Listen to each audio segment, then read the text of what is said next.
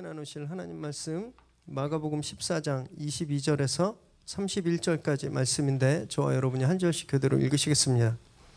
그들이 먹을 때에 예수께서 떡을 가지사 축복하시고 떼어 제자들에게 주시며 이르시되 받으라 이것은 내 몸이니라 하시고 또 잔을 가지사 감사하기도 하시고 그들에게 주시니 다 이를 마시매 이르시되 이것은 많은 사람을 위하여 흘리는 나의 피 곧 언약의 피니라. 진실로 너희에게 이르노니 내가 포도나무에서 난 것을 하나님 나라에서 새 것으로 마시는 날까지 다시 마시지 아니하리라 하시니라. 이에 그들이 찬미하고 감람산으로 가니라. 예수께서 제자들에게 이르시되 너희가 다 나를 버리리라. 이는 기록된 바 내가 목자를 치리니 양들이 흩어지리라 하셨음이니라. 그러나 내가 살아난 후에 너희보다 먼저 갈릴리로 가리라. 베드로가 여짜오되 다 버릴지라도 나는 그리하지 않겠나이다. 예수께서 이르시되 내가 진실로 내게 이르노니 오늘 이 밤 닭이 2번 울기 전에 내가 3번 나를 부인하리라. 베드로가 힘있게 말하되 내가 주와 함께 죽을지언정 주를 부인하지 않겠나이다 하고 모든 제자도 이와 같이 말하니라. 아멘. 오늘 우리에게 주신 하나님의 말씀입니다. 동물학자들이 이야기하는데요. 보통 동물들은 자신의 위장 크기의 70% 정도 식사를 한다고 합니다. 많이 먹어야 90%, 과하게 먹지 않는다는 거예요. 그리고 그렇게 위가 차면, 배가 부르면 더 이상 먹이를 찾아 어슬렁거리지 않습니다. 배부른 사자 앞에 토끼가 깡총깡총 뛰면서 지나가도 그 토끼를 잡지 않는다는 거예요. 그런데 인간은 다르다고 합니다. 인간은 보통 자기 위장의 120% 정도를 먹는데요. 찔리시죠? 그 정도 먹어야 밥 먹었구나 이렇게 생각한다는 거예요. 회식 자리 한번 생각해 보세요. 1차 고깃집, 2차로 치킨집, 3차로 해장. 한 자기 캐파의 한 300에서 400%를 먹는 위대한 위를 가진 사람들이 바로 우리라는 겁니다. 그래서 학자들은 이렇게 말합니다. 현대에는 전쟁으로 죽거나 기아로 죽는 사람보다 이제 너무 많이 먹어서 죽는 사람이 더 많아졌다 이렇게 이야기를 해요. 너무 과하게 먹어서 몸에 여러 가지 병이 생기는 거예요. 그래서 그것 때문에 죽는 사람들이 사건 사고로 죽는 사람보다 많아진 시대에 우리가 살고 있습니다. 우리는 왜 그럴까요? 너무 많이 먹어서 병이 생기는데도 왜 그렇게 자기 캐파를 넘는 그걸 먹고 있을까요? 우리가 원래 그런 사람이기 때문입니다. 우리 본성에 원래 굶주림이 있는 거예요. 굶주림. 음식만 그런가요? 다른 것들도 그렇습니다. 사랑에 늘 굶주려 있죠. 그죠? 그래서 우리 형제님들, 자매님들한테 맨날 자주 듣는 소리가 뭐예요? 나 사랑해? 이런 거죠. 사랑에 굶주려 있어요. 그리고 명예와 성공, 어떤 사상과 지식에 굶주려 있습니다. 무언가를 막 채우고자 하는 욕망이 우리 안에 내재되어 있다는 거예요. 그래서 사회학자들은 그래서 인간이 역사를 지배하고 발전시켜왔다 이렇게 이야기합니다. 일단 배가 어느 정도 차면 움직이지 않는 동물들이 아니라 배가 불러도 더 많이 구하고 배가 차도 더 목마름을 느끼는 그런 인간들의 그 욕망이 역사를 발전시키고 역사를 지배해왔다 이렇게 이야기를 해요. 그런데요, 음식이든 사랑이든 명예든 우리를 영원히 채워줄 수가 없습니다. 어제 저녁에 다 120% 되는 음식을 다 드셨는데 배고프시잖아요. 그죠? 좀 이따 예배 후에 또 여러분들은 위장의 120% 정도 되는 김밥을 드실 거거든요. 저녁 때 되면 배고픕니다. 영원히 채워질 수가 없어요. 사랑도 마찬가지예요. 사랑도 목마름이 있습니다. 갈급함이 있어요. 명예는 어떤가요? 더 높은 자리에 올라가고 싶고, 돈도 마찬가지입니다. 벌면 더 벌고 싶어요. 그 어떤 것도 우리의 이 근원적인 굶주림을 채워줄 수가 없다라는 거죠. 그런데 오늘 본문은요, 늘 그렇게 목말라 하고 굶주려 있는 우리에게 단 한 번으로 영원히 만족시키는 식사를 소개하고 있습니다. 유월절 하루 전날 주님은 제자들과 함께 식사를 하셨어요. 지난주 본문인데 그때 제자 중에 한 명이 당신을 배신할 거다 이렇게 말씀하셔서 갑자기 분위기를 완전 싸하게 만드셨죠. 이번 주에 추석인데 추석 명절에 우리 가족들이 오랜만에 모여서 잔치하시잖아요. 유월절 식사가 그런 자리였습니다. 유월절을 맞아서 떠나 있었던 멀리 있었던 가족들이 친구들이 다 모여서 함께 식탁하면서 하나님이 우리 조상들에게 우리 민족에게 주신 은혜를 감사하고 기뻐하는 그런 기쁨의 잔치였어요. 그런데 그때 주님이 너희 중에 한 명이 날 배신할 거야. 완전히 막 분위기를 망쳐버렸습니다. 왜 이렇게까지 하셨나? 다름 아니라 당신의 사랑하는 제자, 우리는 알죠. 가룟 유다라는 걸. 그 제자가 악한 도구로 사탄의 도구로 사용되는 것이 너무너무 가슴 아프셔서 그에게 회개할 기회를 주시려고 이런 말씀을 하신 거예요. 주님이 3번이나 그런 기회를 주셨잖아요. 그런데 그는요 안타깝게 그것을 끝내 거절했습니다.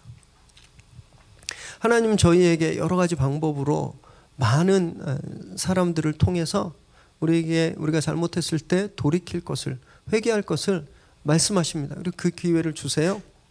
그때 외면하시면 안 되는 거예요. 영원히 늦어버리기 전에 하나님은 우리에게 돌이키라고 하실 때 그 말씀 붙들고 빨리 회개하고 돌아와야 하는 겁니다. 이 식탁은 그래서 혼란과 의심과 경악과 혼돈의 식탁이었어요. 즐겁게 시작했겠죠. 이제 이 잔치 후에 예수님이 왕이 되실 거다 이렇게 믿었으니까 얼마나 흥분과 기쁨과 기대가 넘치는 식탁이었습니까? 그래서 주님이 거기서 너네 중에 한 명이야 말씀하시니까 제자들 패닉에 빠진 거예요. 그 혼돈 가운데 주님이 지금까지는 없었던 단 한 번의 식사, 그러나 모든 식사의 완성인 그 완전한 식사를 이제 베푸십니다. 그것이 최후의 만찬이라고 불리는 성찬식이에요. 22절 말씀 함께 읽습니다. 시작. 그들이 먹을 때에 예수께서 떡을 가지사 축사하시고 떼어 제자들에게 주시며 이르시되 받으라 이것은 내 몸이니라 하시고. 예수님은 유대인들의 유월절 순서에 따라서 식사를 하고 여러 차례 잔을 나누는 그 순서 가운데 이제 떡을 들어서 축사하십니다. 그리고 그것을 떼어서 제자들에게 나눠주세요. 이 떡은 무교병이에요. 무교병. 이거 뭐냐 하면 누룩이 들어갔지 않은 빵이라는 뜻입니다. 그래서 밀가루 반죽할 때 그냥 누룩 없이 밀가루를 반죽해서 납작하게 눌러서 구워낸 떡이에요. 원래 유대인들은 이 무교병을 나눌 때 어떤 고백을 했냐 하면 이 떡은 하나님께서 우리 조상들을 이스라엘에서 구원해 주신 것을 기념하는 떡입니다. 이스라엘을 애굽에서 구원해 주신 것을 기념하는 떡입니다. 그리고 이제 떡을 떼었는데 주님은 그 떡에 새로운 영적인 의미를 부여하시는데 이것이 나의 몸이다 라고 말씀하시는 거예요. 여기서 몸이라는 말은 소마라는 단어입니다. 소마. 이렇게 파트, 조각을 뜻하는 게 아니라 그냥 전체로서의 몸을 말해요. 존재 전체, 인격의 전부, 이것이 소마라는 단어인데, 그리고 22절 이 한 구절에 총 7개의 동사가 사용되었습니다. 먹다, 집다, 축복하다, 주다, 말하다, 받다, 이 7가지 동사가 사용됨으로써 주님이 직접 제자들에게 떡을 떼어 먹이시고 있는 이 액션, 이 행동을 그대로 보여주고 있는 거예요. 지금 당신의 전부, 인격의 전부, 당신의 모든 것, 이것을 직접 쪼개서 제자들에게 주고 계시는 걸 지금 보여주고 있는 겁니다. 그렇게 다 나눠주신 후에 이제 잔을 주시면서 포도주를 마시게 하는데 23절, 24절 읽습니다. 시작. 또 잔을 가지사 감사기도 하시고 그들에게 주시니 다 이를 마시매 이르시되 이것은 많은 사람을 위하여 흘리는 나의 피 곧 언약의 피니라. 잔을 들어 감사기도 하시고 그 잔을 제자들에게 마시게 하셨습니다. 그리고 뭐라고 말씀하시냐면 이 잔은 많은 사람을 위해 흘리는 언약의 피다 이렇게 말씀하세요. 히브리적 사고에서는 생명은 피에 있었습니다. 피. 그래서 하나님이 율법에서 피를 마시지 말라고 그런 거거든요. 이 피가 생명이라는 거예요. 그래서 주님이 여기서 이것은 나의 피다라고 한 말씀은 어떤 말씀이냐면 이것은 내 생명이다라고 하는 말씀이에요. 지금 주님이 당신의 생명을 지금 주시는 거예요. 그리고 여기에 많은 사람을 위하여라고 했잖아요. 이 많은 사람은 many people이라는 뜻이 아니에요. 히브리인들이 관용적으로 쓰는 표현인데 all, 모든 사람을 뜻할 때 많은 사람을 뜻하는 겁니다. 아이고 여기 많이 모였네 그러면 여기 다 모였네 이런 뜻이라는 거예요. 그러니까 주님은 지금 당신의 생명을 모든 사람들을 위해 주고 계시는 겁니다. 거기에서 당장 이 포도주를 받는 제자들뿐만이 아니라 그 밖에 있는 그 너머에 있는 모든 사람들에게 당신의 생명을 주고 계신 거예요. 그러면서 이것이 당신의 피로 세운 새 언약이다 이렇게 말씀하십니다. 여러분 새 언약이 있으려면 뭐가 있어야 되죠? 옛날 게 있어야 되는 겁니다. 옛날. 이 옛날 언약은요, 과거에 이스라엘이 시내산에서 하나님과 맺었던 계약을 뜻해요. 출애굽기 24장 8절 읽겠습니다. 시작. 모세가 그 피를 가지고 백성에게 뿌리며 이르되 이는 여호와께서 이 모든 말씀에 대하여 너희와 세우신 언약의 피니라. 모세가 시내산에서 율법이 담긴 돌판을 가지고 내려와서 제사를 드렸습니다. 그리고 어린 양을 잡아서 그 피를 취해서 백성들에게 뿌렸어요. 그러면서 이것이 하나님의 말씀으로 인해서 하나님과 세우는 언약이다, 언약의 피다 이렇게 선포했거든요. 그러니까 옛 언약은 양의 피로 세워졌습니다. 양의 피로. 그런데 이제 주님께서 말씀하시는 새 언약은 무엇으로 세워지는 거예요? 당신의 피로 세워지는 거예요. 그래서 이제 당신의 피로, 당신의 생명으로 세워진 이 새 언약이 옛 언약을 대체해 버린 거예요. 하나님은 선지자 예레미야를 통해서 옛 언약을 폐기하고 새 언약을 세우실 것을 이미 예언하셨는데 예레미야 31장 31절에서 33절 시작. 여호와의 말씀이니라. 보라 날이 이르리니 내가 이스라엘 집과 유다 집에 새 언약을 맺으리라. 이 언약은 내가 그들의 조상들의 손을 잡고 애굽 땅에서 인도하여 내던 날에 맺은 것과 같이 아니할 것은 내가 그들의 남편이 되었어도 그들이 내 언약을 깨뜨렸음이라. 여호와의 말씀이니라. 그러나 그날 후에 내가 이스라엘 집과 맺을 언약은 이러하니 곧 내가 나의 법을 그들의 속에 두며 그들의 마음에 기록하여 나는 그들의 하나님이 되고 그들은 내 백성이 될 것이라. 여호와의 말씀이니라. 이미 예레미야를 통해서 하나님이 당신이 정한 때에 새 언약을 세우시겠다고 말씀해 주신 거예요. 그 새 언약은요, 옛날에 시내산에서 맺었는데 이스라엘이 배역하고 우상 숭배하고 그 계약을 먼저 깼어요. 그래서 이제 새 언약을 주시는데 옛 것과 다르다라는 겁니다. 그 새 언약은 말씀이 그 속에 들어오는 언약이라는 거예요. 말씀이 그 가슴에 새겨지는 거예요. 즉 말씀과 하나 되는 커버넌트라는 겁니다. 이 예언이 지금 성찬에서 이루어지고 있는 거예요. 옛 언약에서는요, 어린 양의 피가 그 자리에 있던 백성들 몸에 뿌려졌는데 새 언약에서는요, 이 포도주를 마시는 겁니다. 포도주가 내 안에 들어오는 거예요. 이 예레미야에서 말씀하신 그 말씀이 내 안에 새겨지는 건 여러분 이것이 새 언약입니다. 그리고 옛 언약은요, 이스라엘에만 국한되어 있었어요. 유대민족, 이 민족주의적인 한계가 있었는데 이제 주님께서 세우는 새 언약은 그것을 넘어가는 거죠. 모든 인류의 구원으로 확대되고 있는 겁니다. 그래서 주님께서 주시는 잔을 받는 건요, 시간과 공간을 초월해서 주님이 베푸시는 단 한 번의 그러나 영원한 구원의 은혜에 동참하는 거예요. 모세의 옛 언약은 달랐습니다. 모세의 옛 언약은요, 매번 드려야 했어요. 그런데 예수님이 세우신 새 언약은 단 한 번으로 영원히 속죄를 이루신 거라는 거죠. 성찬에 이런 엄청난 의미가 들어있는데 교회가 이렇게 좀 막 부흥하고 커지면서 또 사회가 계속 산업화되고 막 바빠지면서 성례전, 이 성찬이 가지고 있는 그 가치가 점점 축소되어 왔습니다. 게다가 또 개신교는 천주교에 대한 반발로 생겨난 종교잖아요. 그래서 천주교가 가지고 있었던 상징의 의미, 기념물, 이런 성례전, 이것이 더 이렇게 터부시 되게 된 거예요. 원래는 천주교가 너무 형식에게만 치우쳐져 있었기 때문에 그것에 대한 반발로 본질을 회복하자 그러고 나왔는데 그 반작용으로 이 형식이 가지고 있는 의미가 너무 소홀해진 거죠. 성경에 보면 이 성찬을 얼마나 자주 해야 되는지 명확하게 나와 있지 않습니다. 그래서 학자들마다 다른데요. 어떤 분들은 원래 이 성찬이 유월절 식사에 행해졌기 때문에, 유월절은 1년에 한 번이잖아요. 그래서 1년에 한 번만 하면 된다, 이렇게 말하는 분도 있고, 또 대부분의 성서학자들은 성경을 보니까 초기 교회 기독교 공동체들이 모일 때마다 공동 식사를 했거든요. 그래서 모일 때마다 공동 식사를 하고 연결 지어서 성찬을 했다라고 봐요. 그래서 교회는 모일 때마다 했다, 이렇게 생각하시는 분도 있습니다. 그래서 초기 교회에는 그렇게 자주 공동 식사와 성찬을 진행했는데, 사도행전에도 보면 먹는 문제로 막 싸움이 나서 집사님들이 세워지게 되었잖아요. 같이 모여서 식사하고 이러는 게 쉽지가 않았습니다.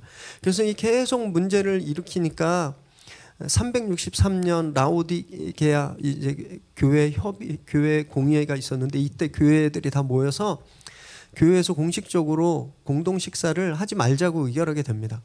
그래서 그때 이후로 예배에서 공동 식사가 빠지고 대신 이 성찬 전통만 남게 되었어요. 이것이 천주교에서 행하는 미사의 시작입니다. 이런 배경들이 있는 거예요. 우리가 그것에 반대함으로써 이것이 성만찬이 본래 가지고 있었던 이 거룩하고 엄청난 의미가 많이 퇴색돼 버렸죠. 그래서 우리도 성찬에 임할 때 형식적인 것 같고 별로 큰 의미를 두지 않습니다. 그래서 어떤 때는 성찬하러 나오지도 않잖아요. 그죠? 그러시면 안 돼요. 여러분, 성찬은요, 기독교 신앙에 없어서는 안 되는 핵심입니다. 핵심. 예수님께서 직접 만드신 거예요. 성경 어디에도 주님이 이것 말고 다른 걸 만들었다고 하는 기록이 없어요. 주님은 예배 순서를 만들지도 않으셨습니다. 예수님은요, 설교문을 작성하지도 않으셨어요.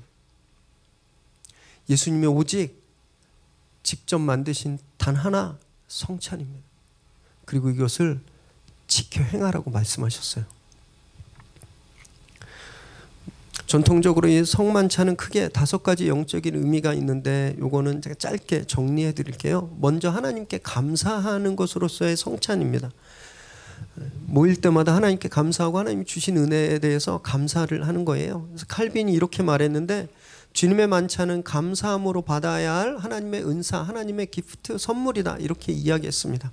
그래서 성찬은 하나님께 감사하는 거예요. 두 번째는 예수님을 기념하는 것입니다. 십자가에 못 박혀 죽으시고 다시 사신 예수님, 그 주님이 우리를 초대해 주신 식탁이에요. 그래서 우리는 성찬을 통해서 예수님을 기념할 수 있죠. 세 번째는 성령의 임재 성찬입니다. 우리 성령님은 성만찬을 통해서 십자가에 달렸다 죽으시고 부활하신 예수님을 우리 경험하게 하는 겁니다. 성령이 이곳에 임재하셔서 그 예수님과 하나 되게 하는 거예요. 네 번째는 성도의 거룩한 교제로서의 성찬입니다. 우리 몸이 각 지체가 다 다르지만, 파트가 다 다르지만 우리가 한 피로, 한 세포로 다 연결돼 있잖아요. 손에 흐르는 피와 제 발가락에 흐르는 피는 같습니다. 다르지 않죠? 이런 거예요. 우리가 성찬에 동참함으로써 우리 이 건물 안에, 이 공간 안에 있는 우리들이 하나가 되는 거예요. 예수님의 피로 하나가 되는 거예요. 우리만 그런 게 아닙니다. 저 멀리 떨어져 있는 미국이나 유럽이나 아프리카에 있는 교회에서 성찬을 할 때 우리가 같은 피로 하나가 되는 거예요. 같은 시대의 교회만이 아니라 과거의 시대 교회도, 또 앞으로 미래에 있을 공동체에서에도 이 성찬으로 인해서 우리가 모든 믿음의 성도들이 하나가 되는 거예요. 그리고 다섯 번째로 하나님 나라에서의 식사를 의미합니다. 성만찬은요, 결국 구원의 완성이고 약속이에요. 우리가 이걸 통해서 다시 오실 주님, 우리에게 임하실 천국, 그곳에서의 잔치를 소망하는 겁니다.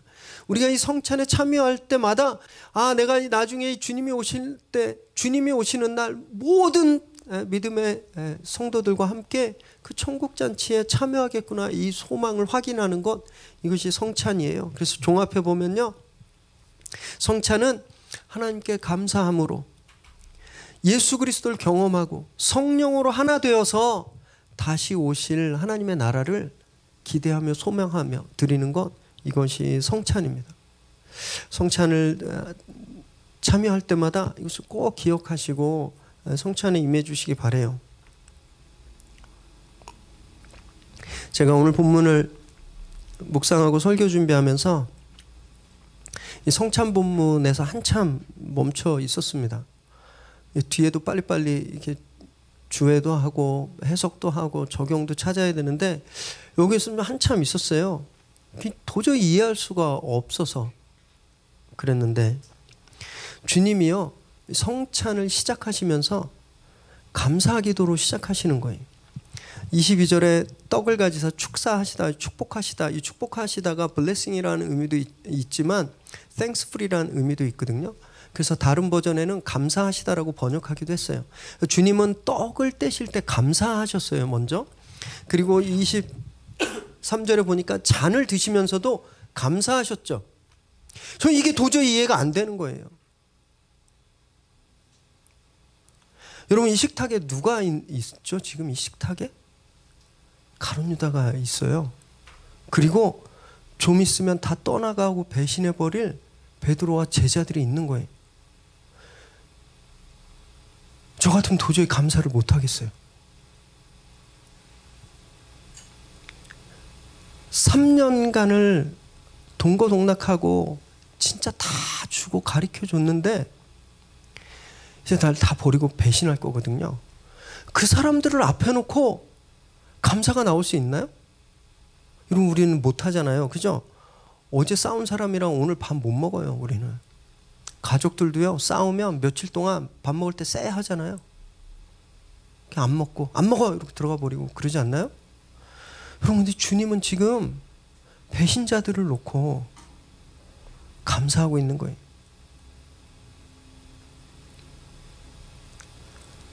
이해가 도저히 안 돼요. 당신의 몸을 전부를 조각내서 주시잖아요. 그죠? 당신의 피를 다 쏟아서 이 배신할 제자들을 위해서, 이 포함한 모든 사람들을 위해서 주시는데 주님이 그것을 감사로 드린다는 거예요. 감사로.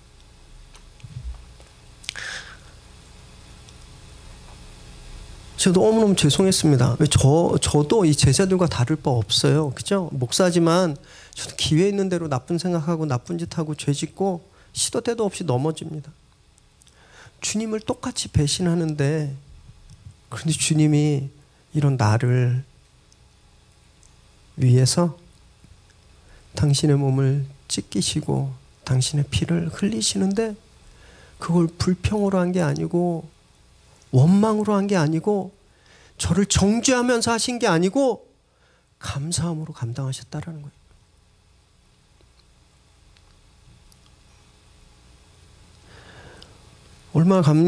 얼마나 감동스럽고 얼마나 감사했는지 모릅니다. 여러분, 우리는요, 주님이 성만찬 생각할 때 너무 거룩하고 정결하고 뭔가 홀리하고, 그래서 거기 있는 사람들이 다 완전하고 의인이라고 생각할 때가 많아요. 전혀 아니었다라는 거예요. 주님은 당신의 식탁에 죄인을 초대하셨습니다. 배신자를 초대하셨어요.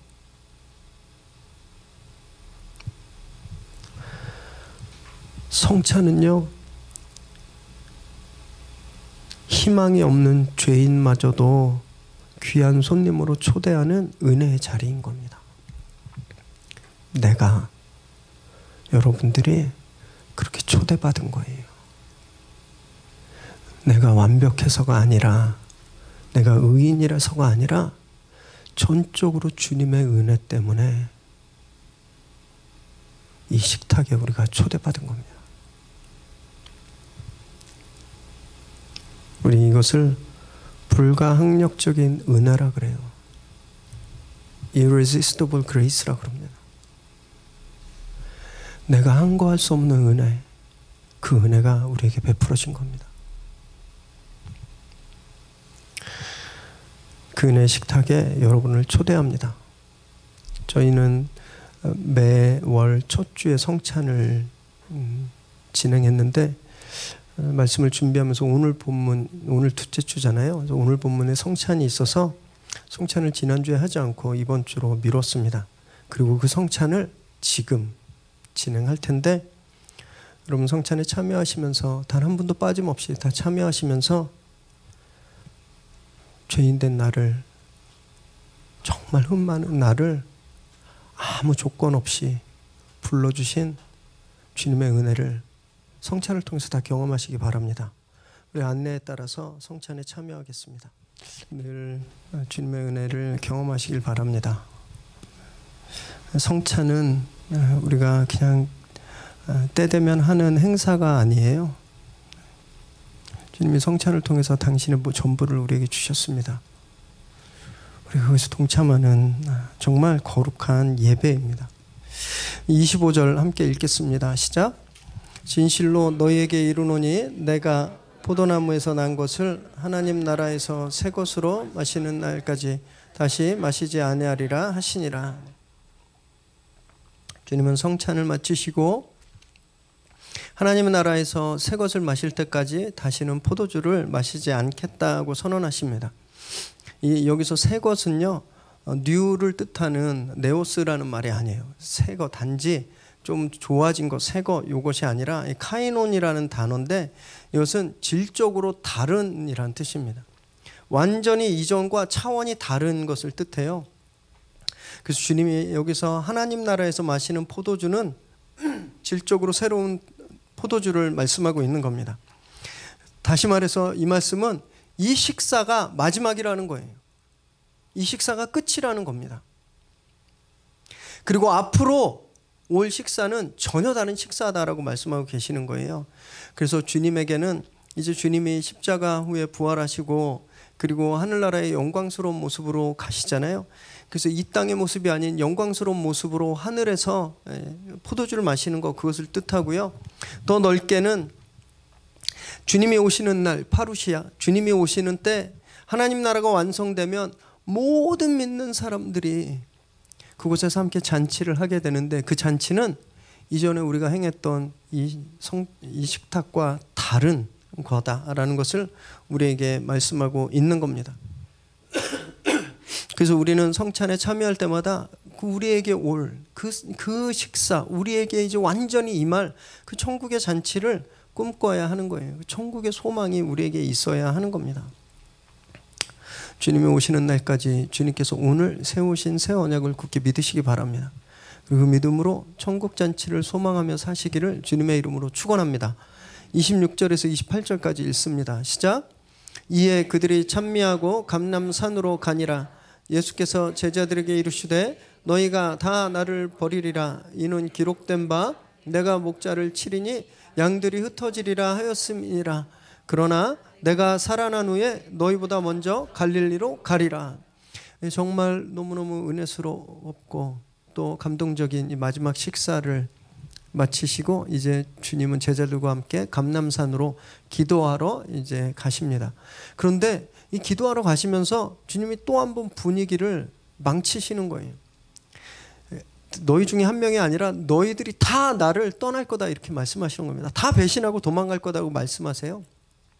그러면서 여기서 스가랴의 예언을 인용하시는데 스가랴 13장 7절 말씀 읽겠습니다. 시작. 만군의 여호와가 말하노라. 칼아 깨어서 내 목자 내 짝된 자를 치라. 목자를 치면 양이 흩어지려니와 작은 자들 위에는 내가 내 손을 들이우리라. 스가랴가 예수 그리스도의 십자가를 미리 보고 하나님 주신 말씀을 예언한 건데 내 짝된 자, 당신의 독생자죠. 사랑하는 아들 예수님을 이제 원수가 칼로 치게 되는 거예요. 그러니까 양들이 다 흩어지게 되는 거죠. 그런데 그때 양들이 흩어져서 다 도망가서 죽게 만드는 것이 아니라 그 작은 자들 위에 하나님의 보호하심의 손길이 임하겠다. 이 말씀을 지금 스가랴서를 통해서 주시는데 이 말씀처럼 이제 곧 당신이 유대인들 리더십들에게 잡혀가고 로마의 처형을 당하면 제자들이 도망가는 양떼들처럼 다 도망가게 될 거다. 이렇게 말씀하십니다. 그런데 여기서 끝나는 것이 아니라 28절에 보니까 내가 부활해서 너희보다 먼저 갈릴리로 가겠다. 이렇게 부활의 약속도 주시는 거예요. 부활의 약속도.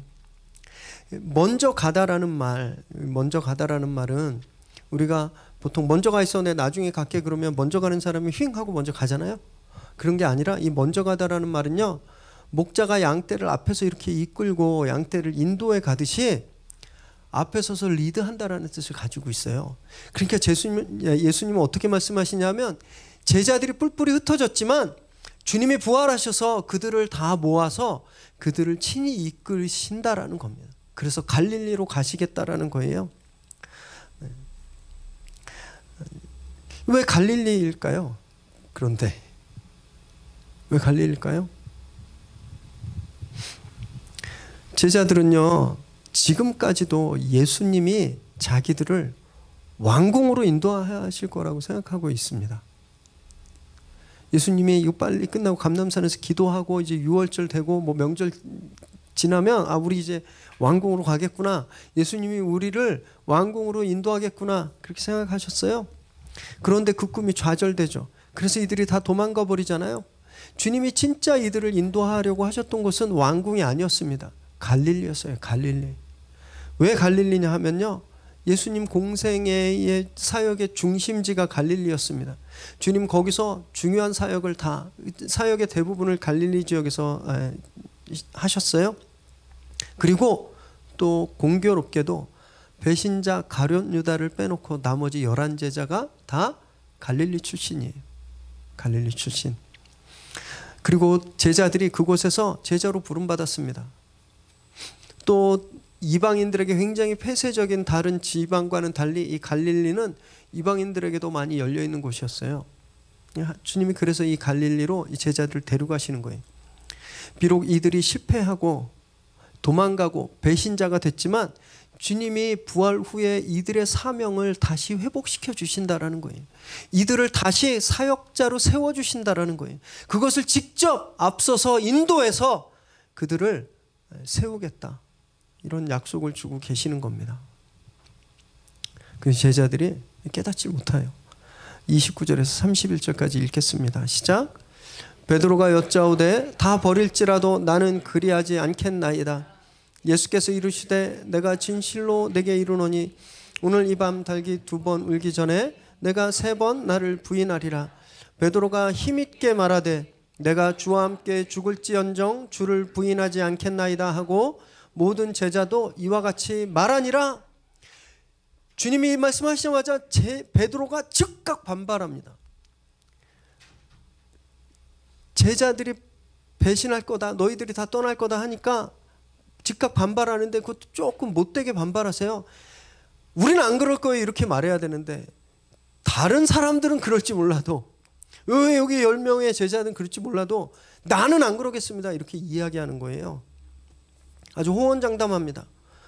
그래서 베드로 우리 선생님을 보면서 이분을 디퍼런스 조사하면 뭐가 나올까 그랬더니 다열 단순 무식 이렇게 나오지 않을까. 앞뒤 안 가리고 그냥 지르는 거예요. 그래서 주님이 그에게 더 구체적으로 말씀을 주십니다. 닭이 2번 울기 전에, 보통 새벽이 오기 전에, 이 닭이 2번 울면 새벽이 왔는데, 그러니까 새벽이 오기 전에 네가 나를 3번 부인한다. 3번은 완전수거든요. 그러니까 네가 나를 철저하고 완전하게 배신한다 라고 말씀하시는 겁니다. 그랬더니 이제는요, 목에 핏대를 세우면서 항변하는 거예요. 여기 31절에 힘있게 말하되라고 하는 말은요, 사복음서에 여기 한 번 딱 나옵니다. 단 한 번. 어떤 뜻이 있냐면 핏대를 세우고 계속 소리치는 그런 모습인 거예요. 아니라니까요. 도대체 뭘 잘못 드셨어요? 난 절대 아니라니까요.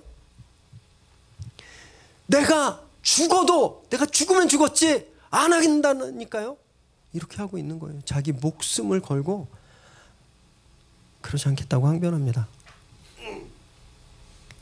그랬더니 나머지 제자들도 이에 질세라. 가만히 있으면 자기들 이렇게 배신자 되니까 같이 아우성쳐요. 우리는 안 그러겠다.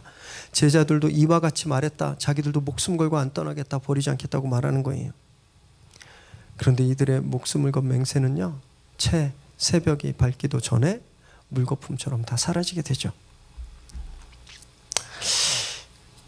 마가복음의 별명이 있다고 말씀드렸죠. 마가복음이 뭐로 불리죠? 베드로복음. 왜 그러냐면 베드로가 그 로마에서 마가에게, 자기의 거의 아들과 제자인 마가에게 이 말로 지금 예수님과 있었던 일들을 지금 불러주고 있는 거예요. 그걸 마가가 썼거든요. 이때 베드로 심정이 어땠을까요? 목숨까지 걸고. 그래서 베드로가요, 지금 여기에 그 단어를 힘있게 말하되 자기가 한 거예요. 내가 그렇게 어리석었다, 이렇게 말하는 거예요. 제자들이 같이 이렇게 아우성쳤던 이유는 이미 이 직전에, 마가복음엔 생략되어 있지만 이 직전에 가룟 유다가 나가버렸거든요. 그래서 제자들은 심증이 있었어요. 가룟 유다가 배신자구나라는 심증이. 그 심증이 있었는데 주님이 너네가 다 날 떠날 거야 그러니까 자기들은 아니라고 막 이렇게 강하게 항변하는 거거든요. 이걸 돌아보면서 베드로가 틀림없이, 저는 이걸 생각할 때마다 울었을 거라고 생각해요. 정말 나도 그냥 별 수 없는, 나도 똑같은 사람이구나, 이걸 깨닫고 늘 자기를 겸손히 낮췄을 거라고 저는 생각합니다. 여러분, 우리가 되게 강한 줄 아세요. 의지가 굉장히 강한 줄 알아요. 그렇지 않으세요? 난 한 번 하면 한다는 사람이야. 여러분 많이 하시죠? 나는 내가 한 약속은 진짜 목에 칼이 들어와도 지켜. 나는 할 수 있어. 난 그런 사람 아니야. 난 저 사람이랑 달라. 나는 우리 애를 저렇게 안 키울 거야. 그런데 나중에 돌아보면요, 나도 그냥 별 수 없구나, 나도 똑같구나 깨닫게 되는 겁니다. 우리 시대에 넘어지고 쓰러진 믿음의 거인들을 보면 다 그래서 넘어졌어요. 자기가 뭘 할 수 있다고 생각할 때, 자기가 뭘 이룰 수 있다고 생각할 때, 그때 넘어집니다. 그 위대했던 다윗도요, 광야에서 게릴라 생활하고 원수들에게 쫓길 때는 죄 지었다는 기록이 없어요. 심지어 제사장들만 먹을 수 있는 진설병을 그 제사장이 아닌 다윗과 그 병사들이 먹었는데도 성경은 그게 죄라고 하지 않았어요. 그런데 나중에 그가 왕이 됐을 때, 내가 이만큼 이루었구나, 내가 이런 사람이구나, 내가 이 정도는 할 수 있구나, 내가 아무 여자나 취할 수 있구나, 이렇게 생각했을 때 그때 심각한 죄를 저지르게 됩니다. 여러분, 우리는요, 그래서 그 무엇도 자신해서는 안 됩니다. 자기가 뭘 할 수 있다고 생각하시면 안 되는 거예요. 그 순간 교만이 들어오고 그 순간 우리를 넘어뜨리게 되는 겁니다. 여러분, 사도들은요, 자기들의 강철 같은 의지로 사도가 된 게 아니었습니다. 그들은 예수님이 불러주셔서 사도가 된 거예요. 부활하시고 그들을 다시 불러 모으셔서 그들을 가르치시고 회복시키시고 그들의 마음을 위로하시고 다시 세워주셔서 그들이 이 위대한 사명을 감당할 수 있게 된 겁니다. 자기들이 뭔가 다른 사람과 다른 초인적인 의지가 있었기 때문에 이런 극기 훈련을 하고 뭐 고공점프도 하고 뭐 이런 걸 다 해서 내면을 강하게 했기 때문에 이 일을 감당했던 게 아닙니다. 인간적인 연약함 그대로 가지고 있었던 거예요. 여러분, 우리도 마찬가지입니다. 우리가 신앙생활하는 이유, 우리가 믿음 생활하는 거, 우리 이제 내가 이제부터 예수님 믿어야 되겠다, 그래서 믿는 거 아니잖아요. 계획 세우고 철저히 지키고 아침 6시에 일어나서 새벽 기도하고 그리고 사무실 가서 30분 기도하고 평일날 저녁에는 커브 오고 토요일날 성역 공부하고 주일날 예배 오고 시간표 딱 짜놓고 이거 무조건 목숨에 목에 칼이 들어도 다 지켜야 돼. 여러분 그거 다 지켜서 우리가 신앙생활하는 거 아니라는 거예요. 우린 계속 넘어지고 실패하고 약속했지만 그걸 어기고 착하게 살고 싶지만 죄에 더 끌리고 그렇게 매일매일 넘어지고 무수하게 실패하지만 그러나 그런 우리를 찾아오시는 예수님, 우리를 붙들고 우리를 그 사명의 자리로 다시 먼저 앞서서 이끌고 가시는 예수님, 그분의 은혜 때문에 여러분 우리가 사는 겁니다. 그 은혜로 우리가 사는 거예요. 그래서 그 은혜 앞에 늘 겸손하셔야 됩니다. 겸손. 이것이 성찬의 의미예요. 성찬. 내 힘이 다 빠지는 거. 내 힘이 다 빠지고 예수 그리스도를 힘입는 것. 여러분 이것이 성찬이에요. 내가 죽고 예수님이 살아나는 것, 그것이 이 식탁입니다. 여러분 오늘 성찬에 참여하셨는데 이제 우리의 의지로 사는 것이 아니라 성령의 인도하심으로 사시는 여러분 되시길 바랍니다. 그래서 실패하지 않도록, 그러나 그래도 실패하더라도 주님께서 다시 일으켜 주시는 그런 복된 삶을 사시기를 주님의 이름으로 축원합니다. 기도하겠습니다.